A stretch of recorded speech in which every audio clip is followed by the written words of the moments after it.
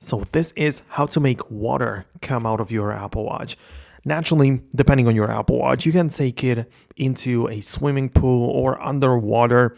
It is okay usually or generally speaking to submerge your Apple Watch, but how do you get the water outside of the speakers and other ports around it? Well, essentially, automatically when you just submerge your Apple Watch, it should be automatically switched to this like water lock mode. But if not, and still it's better to just set it up manually. So get inside of the control center and locate this water drop icon. So when you turn it on, it means that the Apple Watch is ready to be or to go underwater. Now, it means that the watch is not responsive now, right? And in order to get outside of this is by holding down the digital crown.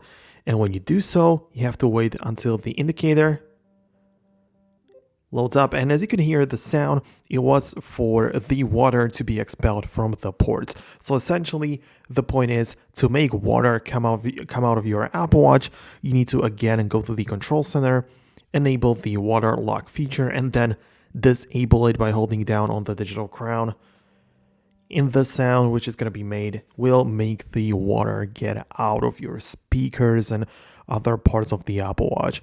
So that's essentially how you can do this.